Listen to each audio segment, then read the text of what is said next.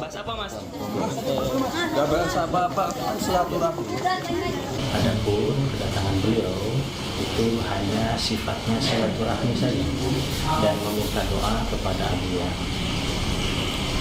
Bukan minta dukungan itu, Untuk minta dukungan tidak, karena tetap Abuya tadi menyampaikan melalui amplop bila mana ada yang bertanya, Abuya konsisten untuk mendukung Pak Ganjar dan Pak Mahfud. Kile, anak Pak Lurah ditolak, Gibran ngotot kunjungi lagi ulama besar yang nyatakan dukung Ganjar, tetap teguh pendirian, Abuya Muhtadi tetap dukung Ganjar. Ganjar, Mahfud, ya itu dua itu ada bisa macam-macam jangan menyerang, main-main anak tua itu mah, anak tua.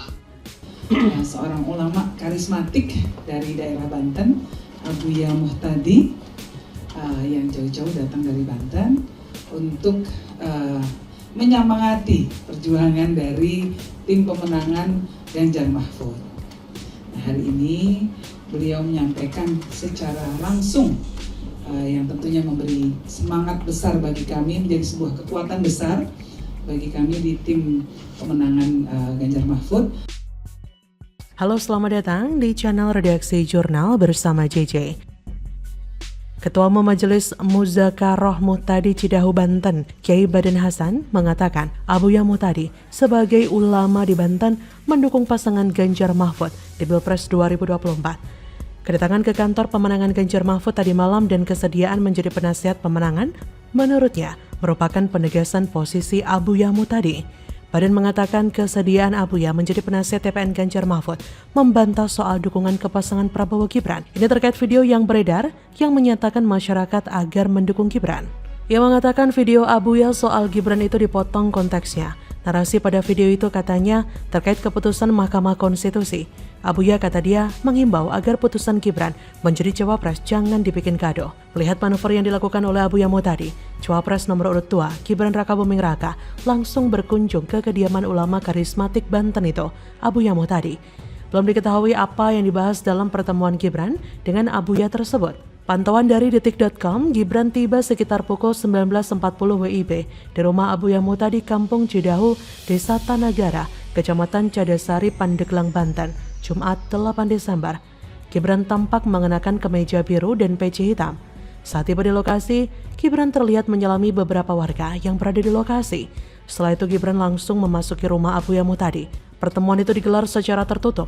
Media pun tidak diperbolehkan masuk untuk meliput. Sepertinya Gibran sedang panik melihat manuver yang dilakukan oleh Abuya Muhtadi yang mendukung Ganjar Mahfud.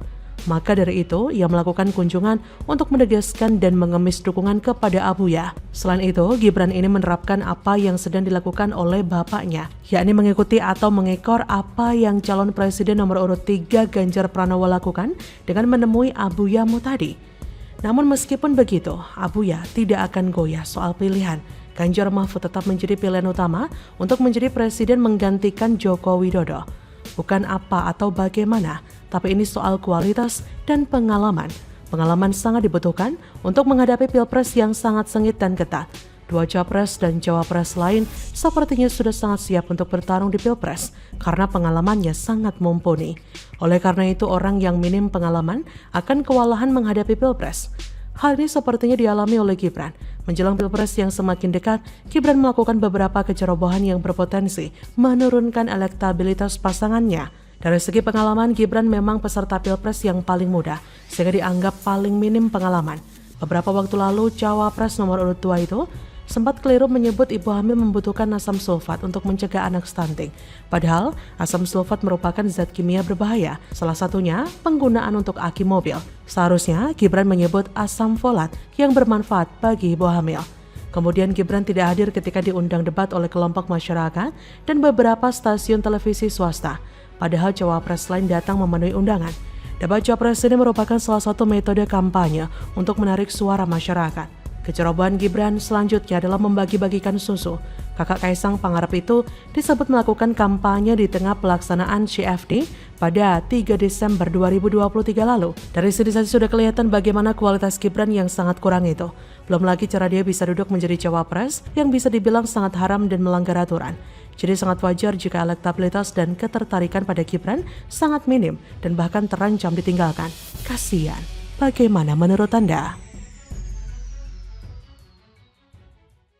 IKN ini sebuah konsep yang disiapkan bahkan sejak zaman Bung Karno, di mana ada perencanaan untuk memindahkan ibu kota. Dari presiden ke presiden belum berhasil dan hari ini sudah dimulai. Maka tugas kita adalah melanjutkan dan kita siapkan betul dengan baik agar ini bisa berjalan sesuai dengan rencana. Kecanggihan teknologinya tadi sudah dipaparkan, partisipasi masyarakat perlu kita dengarkan dan mudah-mudahan menjadi harapan Indonesia bersama-sama. Gercep Ganjar capres potensial wujudkan IKN lebih cepat. Prabowo panik tanda tak mampu.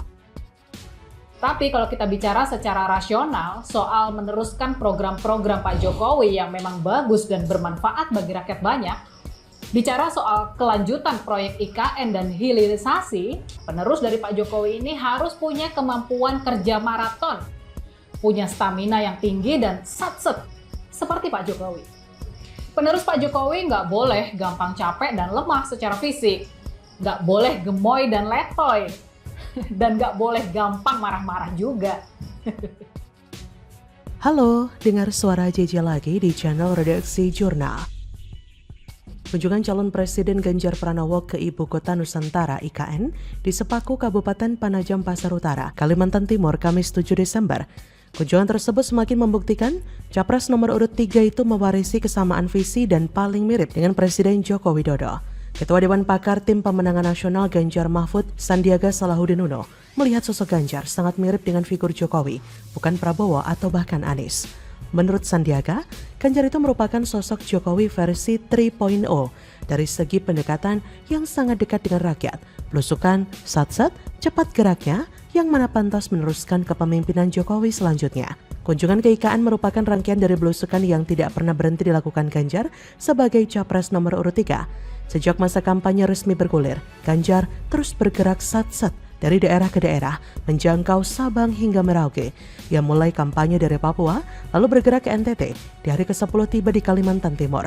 Direktur Eksekutif Foxpol Center Research and Consulting, Pangi Syarwi Caniago mengungkapkan, ada sejumlah pesan yang dapat dibaca dari kunjungan Ganjar. Salah satunya, Ganjar bakal melanjutkan pembangunan IKN. Kelebihan lain Ganjar dan juga sosok cawapresnya Mahfud MD adalah soal penegakan hukum.